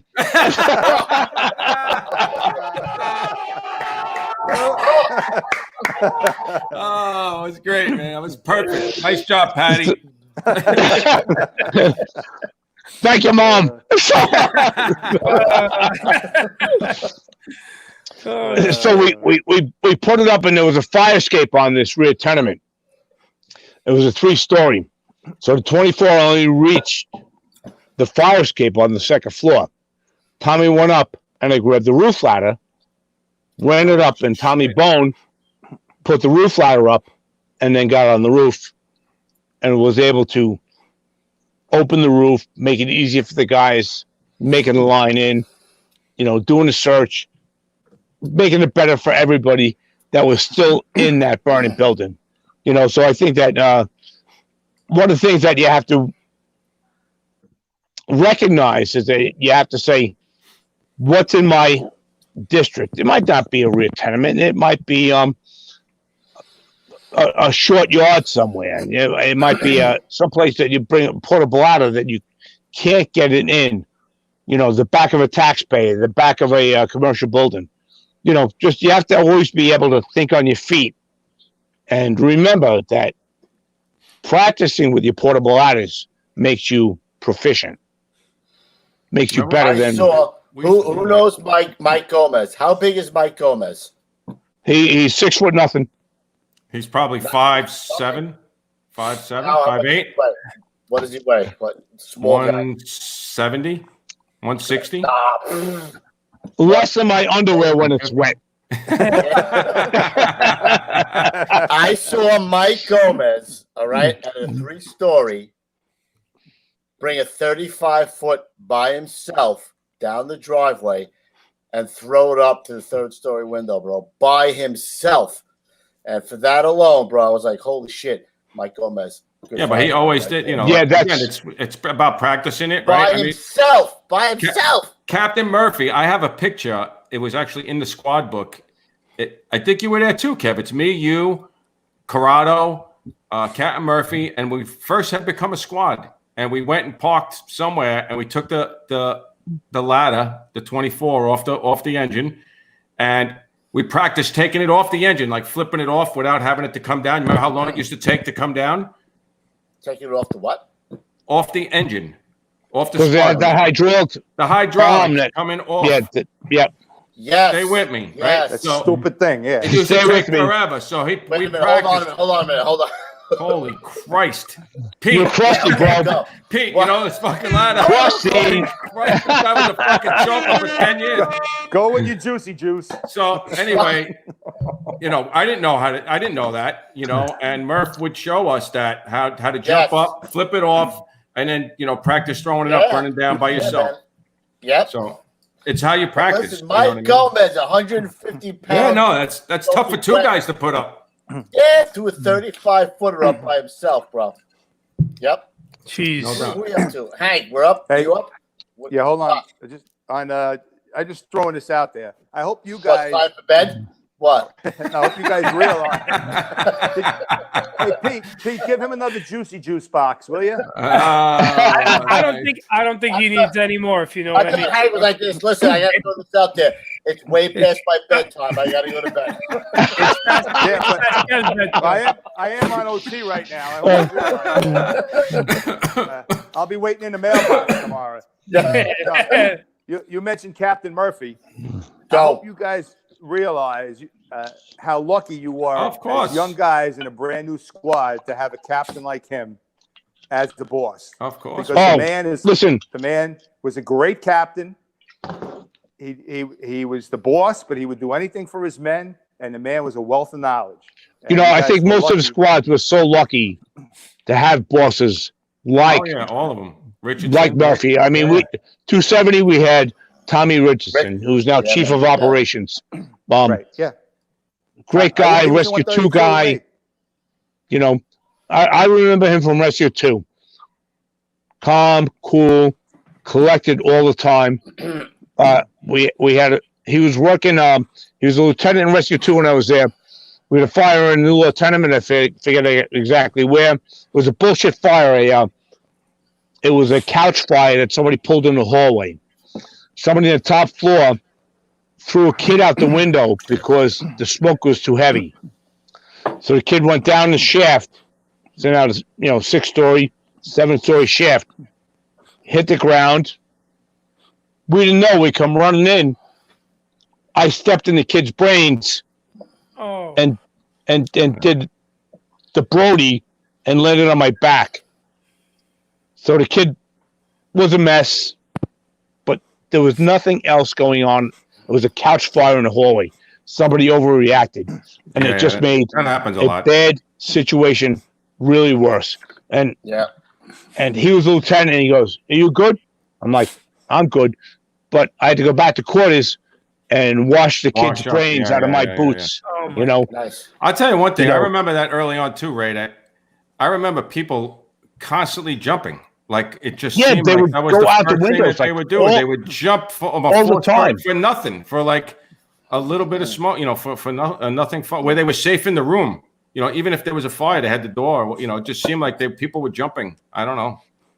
Yeah, like people went all the time, and like I remember, being 108, going, well, you'd see him in the window going, well, I hope that motherfucker doesn't jump on me. It was something that you actually worried about. Stay there. Stay. Like, don't go. Yeah. Hank, I got a fire that sticks out to me the most when you say how lucky we were with Captain Murphy. But I say all the time how lucky we were with Captain Murphy and to see a guy like you. Not that I want to pat you on the back, boy, here, but your ball bag. Don't pat him on the front. I'm gonna say, remember the fire we had with in the health club where we got a call. This fire was going on for a while, bro. They were dicking around with the fire, and finally they sent us to the job. And as we're coming down, Captain Murphy says to us, "I want 2 cameras. I want you guys to be ready. This fire's been going on for a while, and it's going fucking bad." We get there, right? The blind is abandoned, right? And do you remember what you said to me? Because I had the nozzle. No, I don't. You took my hand and you put it on the line and you said, "Follow this and you'll find the nozzle." Because what they did, they stretched in, they stretched all the way out in a big loop, and they brought it back into the fire. That's the fire that Bricado went down. The big guy, Bricado went down. That's what I remember. Cheating. Yeah. So we found him in what the happened locker room. was you and Heavy D took control of that fire, and you were like, companies on the floor above, on the first floor, because we were in the basement. Yes. Cut a hole right Cut the here, hole. first floor. Yep. So it vented. So they cut a hole and it vented. I had the nozzle. We put the fire out, but Joey Hunter and a detail we had from 41 actually grabbed the guy from Rescue 4 who was talking and cheating on his mask and went down like a ton of bricks. And he was a big fucking dude. And they dragged him out. Yep.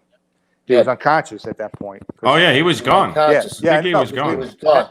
Yeah. Heavy D and I hooked up with Joey down there to try to drag him out because he was a pretty stocky dude. Joey talked about that. He talked about that job all the time, Joe, because he, we had just learned about, taking your time and taking a little bit of time to save time, right? To package the guy up. And I remember him talking about trying to get the guy packaged. And then when they found the guy, I guess also Rescue 4 was there at the same time, and they tried to grab him. And, things might have gone, he might have come out. Here's the thing, bro. I say this. There was guys who I thought were seasoned bosses or whatever. They were screaming at the top. Yeah, but when it's your guy, you might went down like a ton. Like a ton of bricks.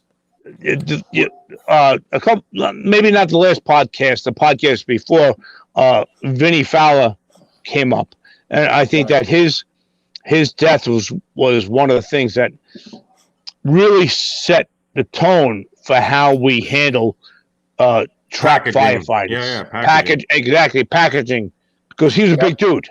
He was. I'm 6'2". Don't tell your weight. It's okay. It's all right. Don't tell your weight. 185. I'm 250 wearing nothing but a smile. So, that was 10 years ago. 250. Ask her already. I'm on it all the time. So, 1 foot on the scale, he's 250. So wait a minute. How did he take us from the fire that we were talking about to this now? We didn't finish the other one. No, listen, this is a segue into victim packaging. Go ahead. Into listen. Go ahead. Try not to act your age. Listen, okay. Louis, wake me up when he's done. It's going to be a good story. He's already jumping off the scale. He's getting off the scale now. I've been trying to wake you up for 20 years. It hasn't worked. So stop your babbling. Let's go. So the whole thing about firefighter packaging now is a really big, important part of what we do, of how we think about firefighting.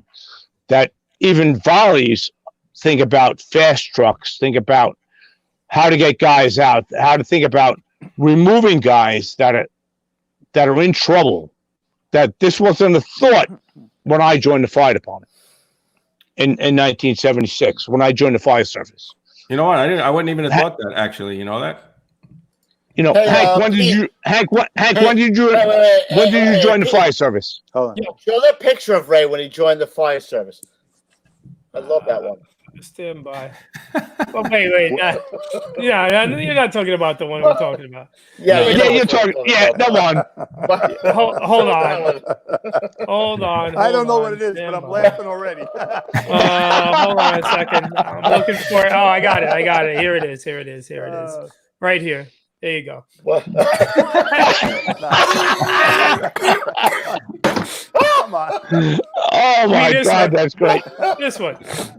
You still have that jacket, Ray? You still have that jacket? Negative. That's dust. It's so old.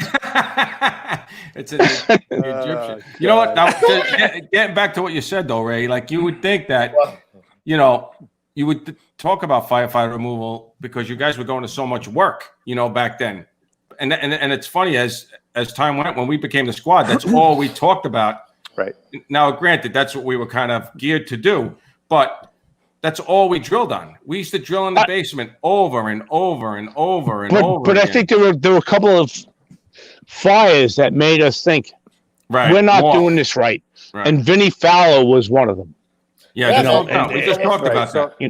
He was almost naked when he came out, bro. They tore his bunker clothes off him, bro. His bunker pants and everything. Even what's the other guy from 270? What was the boss? Jimmy Earl. Jimmy Earl. Jimmy Earl. He ended up in a hyperbaric chamber for 2 days. Yeah, he was in bad shape. He was out from that fire.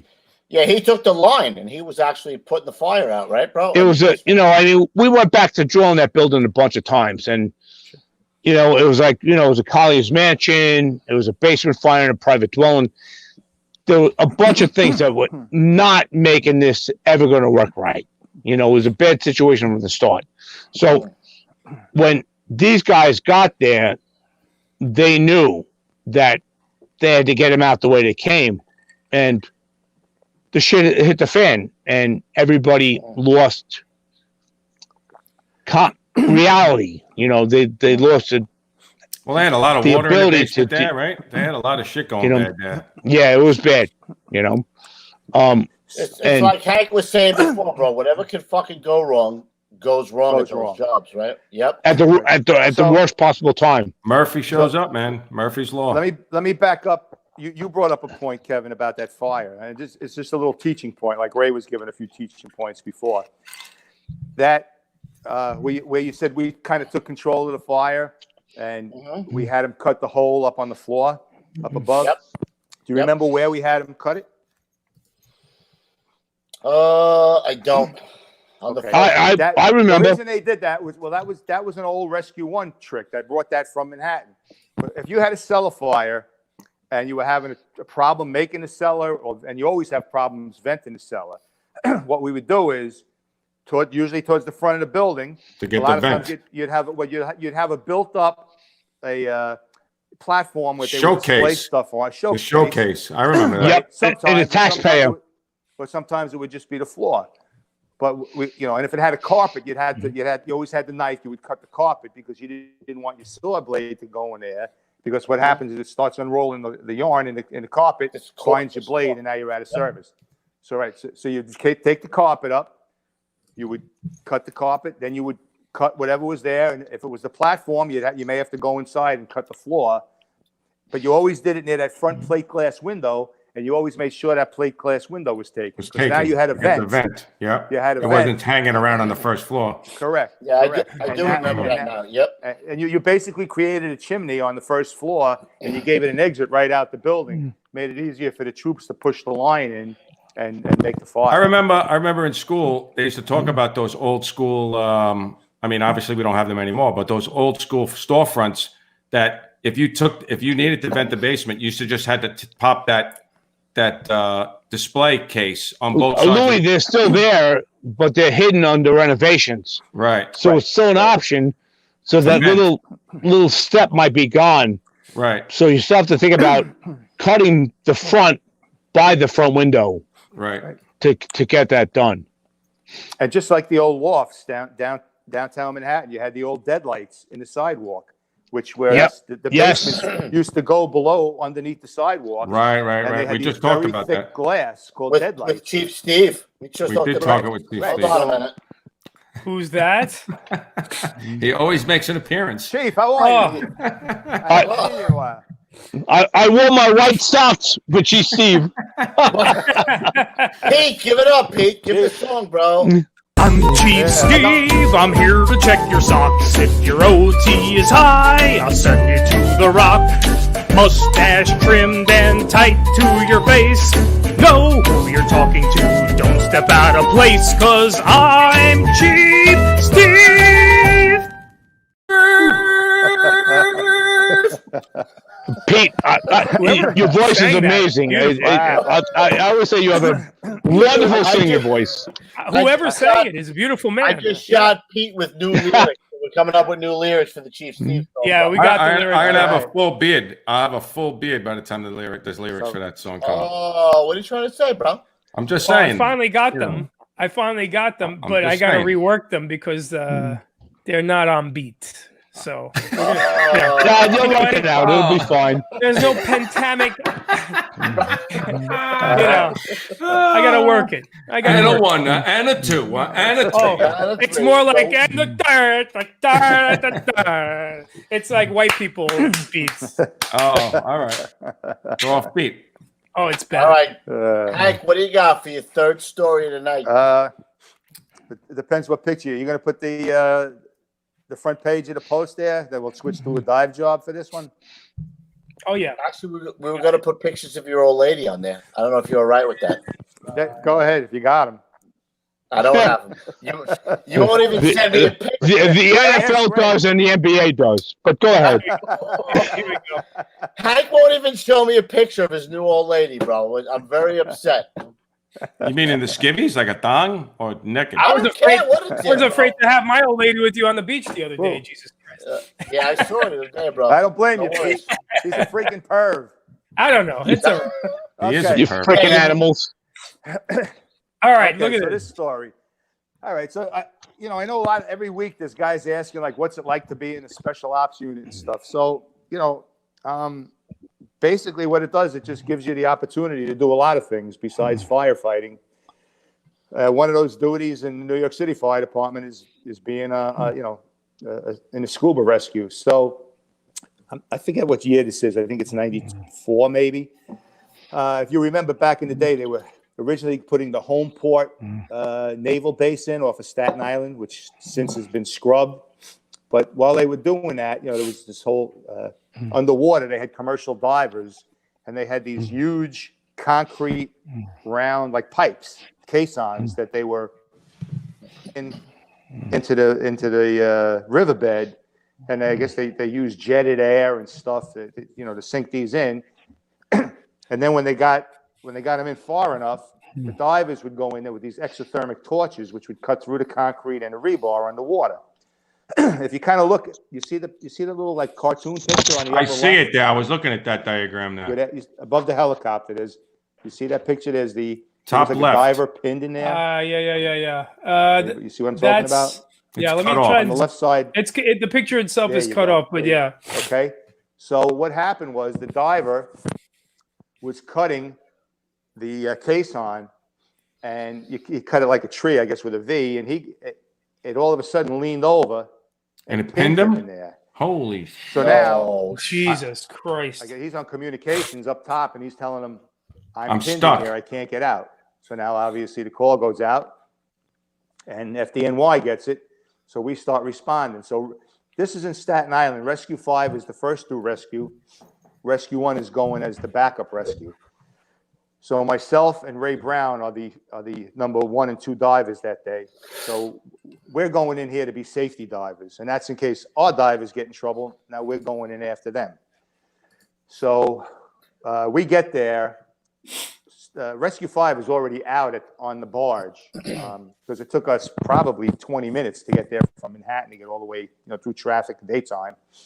We get there, and that's when this picture was taken. You see us coming off the rig. It's myself and Ray Brown behind me carrying our gear to get out to the boat to get shuttled out to the barge.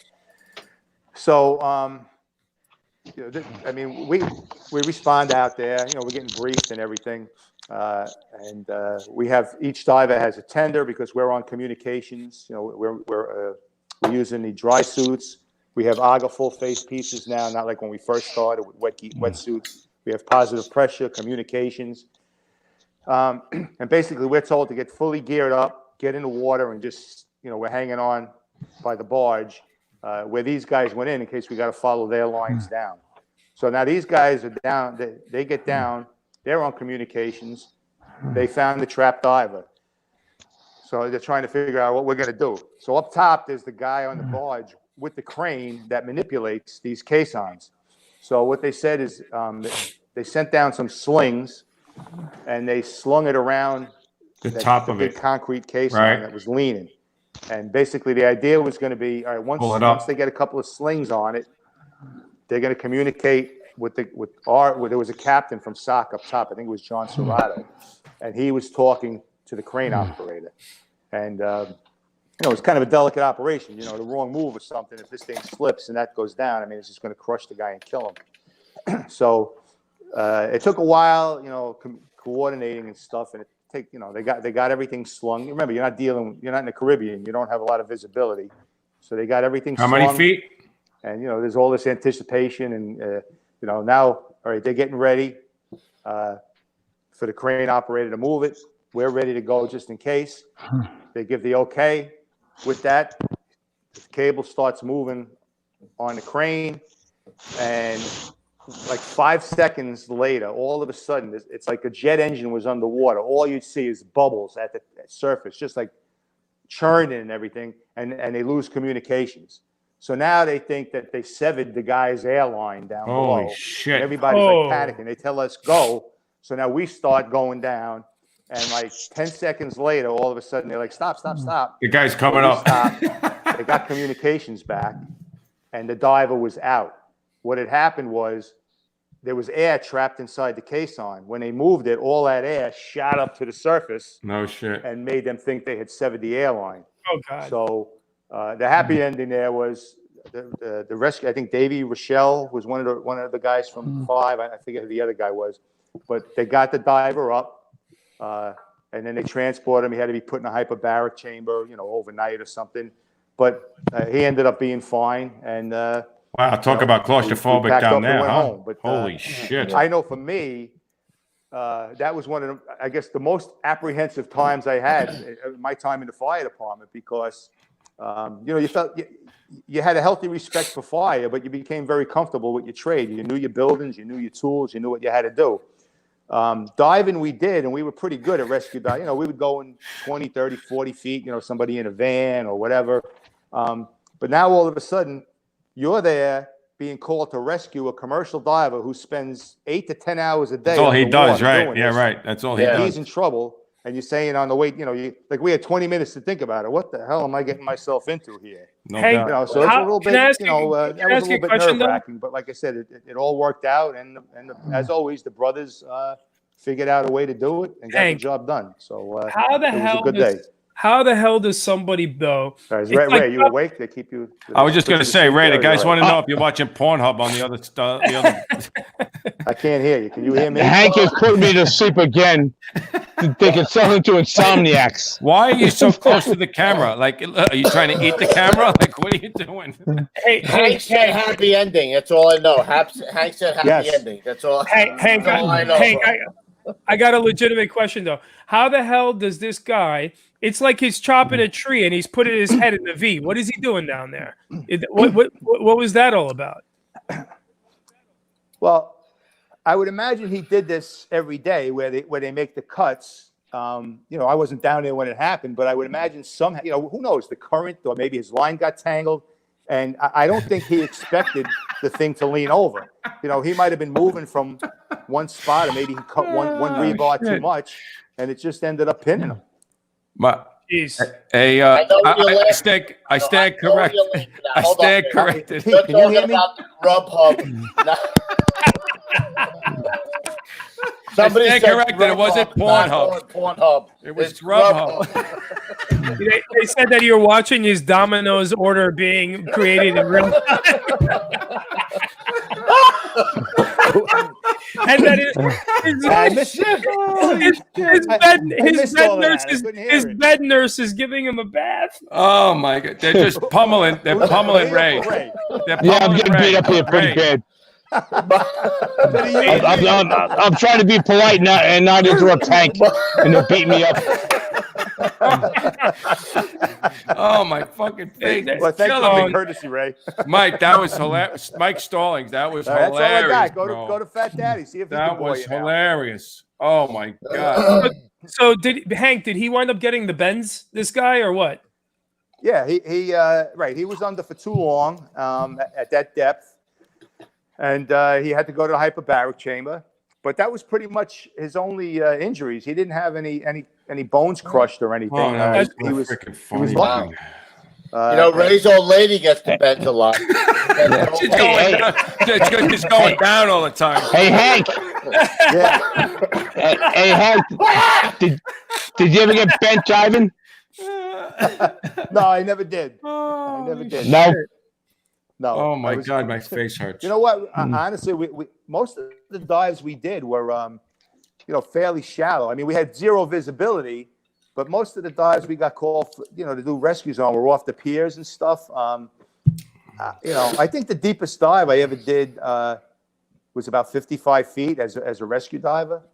It wasn't like we were doing 100, 120 foot depths or anything. But like I said, you would, you had zero visibility.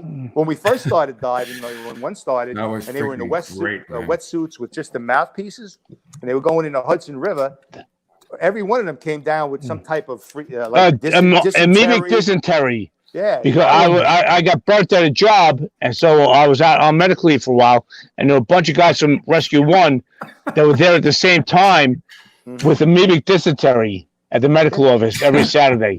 Right, because they had raw sewage that was going into the river, and they had to dive into the river. Ray's deepest dive was your old lady's box, says Rob. Oh my God. Dude, that is too funny. That is too funny. If you guys think it's funny now, it was like crazier in the pre-show when we were going to leave. You should read them the text. You should read them the text that went back and forth. Oh my! What was the thing with the braggy thing, dude? That was hilarious. I'm gonna tell you what it is right now. Marlon bragged that. Marlon bragged. Wait, time out. Hank's like this. Hank's like, I don't know what stories you want me to tell. I'm not going to tell you about the time that I did the time. I'm a Hollywood fireman that works in Manhattan. Wait a minute. Or the time that Clinton, or the time that I'm reading this now. And I was like, Pete, go back and read that shit. It was funny. Hold on. He goes, goes, gotcha, Bragmeyer. And then I think it was Hank goes, I'm a mental cripple, so back off. And then Kevin goes, Braggimoto, Braggy Bragster. And then he goes, Bragalicious, Marlon Bragno. Marlon Bragno was the best. Bragaponymous. And then Hank goes, I think it was Hank who, or I don't know who said this because I don't have it the numbers in here written properly, but it says, I can't help it if I was born at the right time and worked in great busy places. Just behave. Oh, no, that was Hank Marlon Brando. Yeah, and then he goes, just behave and get your juice box. Sit back and learn something. I don't know if you're going to talk about the time that I did the 100-foot dive. I don't want to talk about the time that I had listen on Air Force One. I don't know if you want to talk about the time that I had I'm like, dude, whatever you want to talk about, I'm okay with it, right? Holy shit, I didn't even see this part. He goes, hey, Sealy, if I want any shit out of you, I'll squeeze your head. Then Sealy responds, he goes, Jesus, Molay, let's not use the shit you heard pounding the nails into Christ's hands. Yeah. And then he responds, just read the text from this conversation to the show and that'll be a hit. No shit. Oh, my God. Fucking guys, man. All right. You know what time it is? I do know what time it is, gentlemen. Hold on. Oh, what's the time? Ladies and gentlemen in the show, it is time for the old school, double old school tip of the day. Oh, shit. All right, so hold on. Let Fat Daddy go first. Fat Daddy? Fat Daddy, give me the fucking tip All of right. the day, bro. So I was going to defer to Father Time Hank, who can carbon date that old motherfucker. He's like a fucking fire department fossil. But I was going to say that let's cut a piece off him and look at the rings, bro, and see how old we can carbon date that old fuck. But about as old as your I old think lady's that box. Dude, his old lady's box ain't that old. we can't talk about Hank's old lady's box. So let's just stop. Don't go there. I was admonished not to say anything about that. But the bottom line is that old school tip of the day. Portable ladders are such an important tool, and nobody practices with them enough to really get proficient. It's hard work. They're heavy motherfuckers. Once they added the NFPA standard that made the 35-foot ladder 150 pounds, it's not a one-man job unless you got balls like Hank Malay. Mike Gomez. You know? Mike Gomez. Well, Mike Gomez. So you got to take that shit off the rig and practice throwing it all the time. We were talking about old law tenements where there's not enough room to bring it in butt first and put it up the conventional way. You have to look at your response area, pre-plan, do BI, building inspection. You have to do whatever you need to do to get really familiar with where you respond to. So say, well, I need a portable ladder to get people out that are trapped, or get my guys out that are trapped, our fellow firefighters out that are trapped. So you have to be proficient in throwing that ladder every way. Butt first, tip first, every way that you can get good at putting up a portable ladder.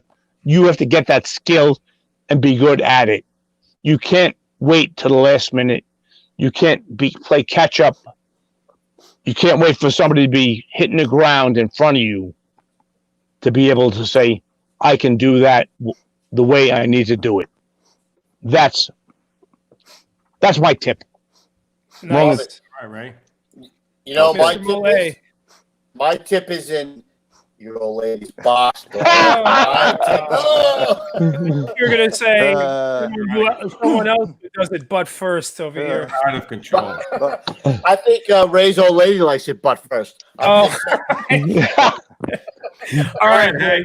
She probably learned from Mrs. K. All right, Hank, First go off, ahead. I got to say for my pal Ray there, Ray, you know I love you, and if I'm in a fire, I want you on my team. But you definitely earned the name Big and Dumb as a Man Can Come. So I'm going to leave it at that. All right? I guess mine is two-part, and it's kind of simple. Because when I watch the podcast, Thank you. Kind of simple. I'm keeping it simple. We expected nothing less. Because I see a lot of times there's young guys. That Your IQ is single digit. All right, give him a shot here. Hold on. You had your Come on. Can we put a muzzle on him? I'm putting up the Muzzle on sign. him. Okay, I can't see it. I just see me. But so for the young guys that always say, you got any tips for the young firefighters and stuff? Well, I'm guessing that to get to the point where you're on the job, you either had to take a competitive civil service test or become an EMT first and get on a list. You worked hard to get there, so don't screw it up. When you get there, you're the new guy. So the best thing to do is keep the mouth zipped and the ears open. There'll be plenty of time for you to interject when you get some time. That's not to say you shouldn't ask questions, because the senior guys are interested in you if you're interested in learning. And in every firehouse, Excellent. Guys, at every firehouse, there's going to be guys that are at the top, the middle, and the bottom. As a young guy, you got to listen to them all. After a while, you're going to know who you want to emulate.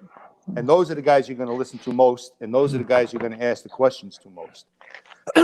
That's not a second part. Now you're on the job for a little while. You're assigned to an engine, a truck, and maybe eventually you're a new guy in a special operations company. You ride around that big red rig that makes a lot of noise. And when people come to the firehouse and you give them the tour, you open the compartment and you say, yeah, we got one of these, and we got one of these, and we got one of these. That's all well and good. My question is, do you know how to operate every one of those? And if one breaks down, what's the next tool you're going to that's going to get the same job done? So I don't care if you're an engine chauffeur or if you're in the engine. You know, everybody can stretch a line, even though that's an art, to stretch it properly and open a nozzle. You could train a bunch of monkeys to open a nozzle, put a banana on the front of the helmet, and just, they'll go after the banana. Okay? It's all the other stuff on your rig. If it's a seller job, do you have this is old stuff. There might be new stuff. Do you have a Breslin distributor? Do you have a seller pipe? Do you know where it is if they tell you to get it? Do you know all your adapters if you have to adapt something up? If you're in the truck and you got 3 different saws, do you know the blades? So, it's all nice to wear the badge and the uniform, But to me, the good firefighter was the guy that not only could make the fire floor and the floor above, but knew how to get everything on that apparatus in operation and tested it either daily or weekly, depending on what it needed. That's what I got. That's beautiful, Awesome man. job, Hank Millay, senior dude. That's why he's my senior dude. Fat Daddy Ray, awesome, bro. Good Old shit. school tip of the day, Justin Davidson. Ray always goes butt first. That's the old. Ask your mom. Anyway, bro. Oh my god. Best.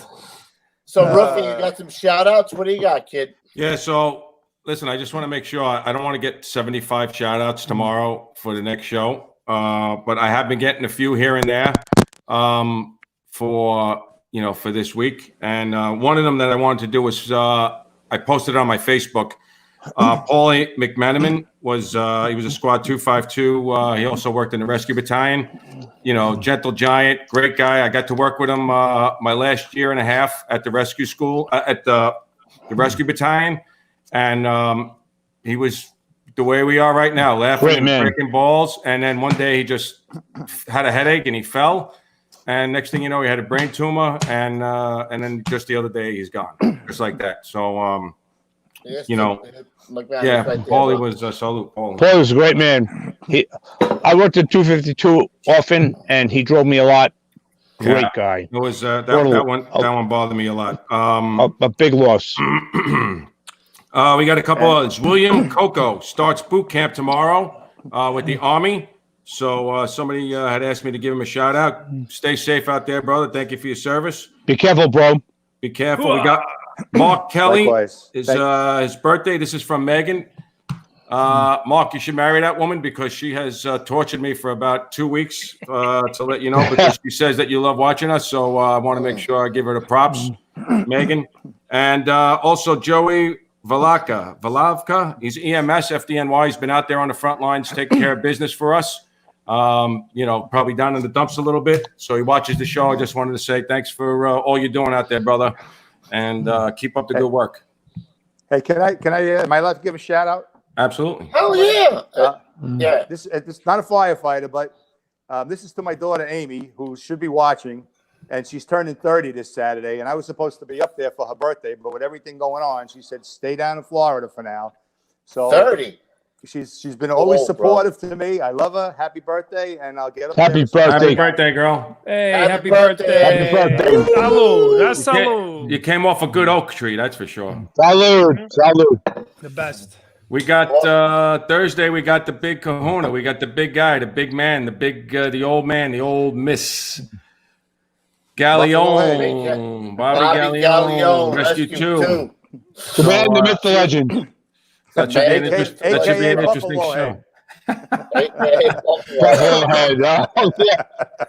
good show. Good show, bro. Justin Davidson coming in shit hot again. I thought Hank was giving a shout out to his friends at the Shady Shoals Rest. Jesus Christ. There's savages in this audience, man. Del Boca Vista. Tough crowd tonight. Hank, I was who's probably tucking crawling you in down tonight? smoky hallways when he was still in his diapers, kicking the slats out of his There he Nice, goes Hank. for the Don't take time. no shit off of nobody, Hank. All right, Crusty. Very crusty. Oh. awesome. Oh, the last question. Crusty. I'll get a crusty for good night toast. All right, gents, is it that time? It is. Is it All that right, time, boys. bro? Listen, awesome time, Hank. Fat Daddy Ray, awesome job, bro. Thanks for bringing us back into the what makes us great, bro. The old FDNY, bringing the kitchen table to your front door right here, bro. It's what makes us popular. It's what and Pete, tell them what we got to do.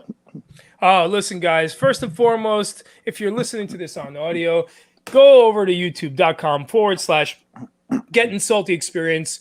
We're live every Monday and Thursday nights, and you guys get to see on those nights all the awesome pictures that we're posting, like Scooby-Doo stuff and Scrappy-Doo or whatever, and Shaggy. But most important, when you get over here, make sure you give us the finger. You know, the finger. You got to take your little digit. You take your little. There you go. Take your little digits. Hit like, subscribe, I'm hitting Ray in and the please head. share. If you'd be so kind to share, that's what gets us around, guys. We're taking these two on the road with us over here. You think it's over? It ain't over. These two are coming out with us. We just don't know where yet. Right here, listen. I'm gonna tell you right now. Nice place, let's wreck it. The 5 of us right here will be in Philly, right, for the Interschultz show down in Philly in October. So come see us. Hopefully, maybe before that, we're going to book a couple of shows somewhere. Next week, Ruffy, we got enough guys for the Salty Dog Award? I think we do. We probably got over 20 now. Excellent. Okay, so next Monday, we're going to be doing the Saltiest Dog Award. So me, Pete, and Ruffy are going to narrow it down to 6, and then we're going to give it to you guys, and you guys vote on the top 6 for the number 1, and the number 1 will be on the show, and they'll get a little free. I don't know. It depends on the Squeaky on. I know. It depends on Squeaky over there. What we give you for a little freebie. This is what you hear whenever you say, "Hey, Louie, how much are we giving the guys?" Right. A little freebie on gettingsaltyapparel.com, bro. I let him do it. It's funny. Dig up one of those coffee cans with your communion money in the backyard. Oh, you're really going to jump. You're going to son of a bitch. All right, so listen. Don't forget. Hank, you don't go there. Next Monday. Don't go there, Hank. We'll be all right. Saltiest Dog Award. We got 20s. Me, Ruffy, and Pete will narrow it down to 6. And you assholes will vote on the top 6. All right, but also don't forget, guys. Make sure to also hit us up on Instagram, of course, at Salty Dog Inc. That's where you get all the latest info and some really cool photos that my man Louis Refrano is posting every day. And last but not least, guys, 2 more things actually. Go to gettingsaltyapparel.com to get all your good wares, your T-shirts, your cigar cutters, your lighters, all your alcoholic products, your alcoholic assists. So I like to call them necessary. And if you guys have any questions for us, as always, please hit us up at gettinsaltyexperience@gmail.com. And that, my friends, is that. And if you want to send any pictures of your old lady in a thong, gettingsaltyexperience.com and Chimera. Send those to me and Kev exclusively. Mr. Louis Refrano is a Catholic. He doesn't abide. Thank you for having me, and Fat Daddy. It's always a pleasure for me, and I thank you guys for giving me the opportunity. Yeah, we love you guys. I want to thank you guys for the years that we had working together. You made it great. Thank you so much. Awesome. Listen to me right here. The 5 of us right here down at Interschultz in October. Come see us in Philly, bro. Right here. 5 of us. Bring your game. We're going to break your balls. Bring it on. We're going to break your balls, bro. Maybe now they'll stop texting me. We'll do a live. We'll do a live. Not a live, actually. We're going to record a podcast from the show. It's always hard to get good signal to do a live from the show, but we'll do one of those. It'll be great. I can't wait. I wish it was tomorrow. I got to get out of this house, man. Sanctioned events, bro. Get out. Yeah, man, bro. I can't take it anymore. Until Thursday with Bobby Gelly. Freedom. Right. Stay low and go. All right. All right, boys. Take We'll care, see you. fellas. Be safe. All right, Be brother. safe, everybody. Later, guys. Stay safe, brother. Out. Stand by, everybody. Be safe, brothers.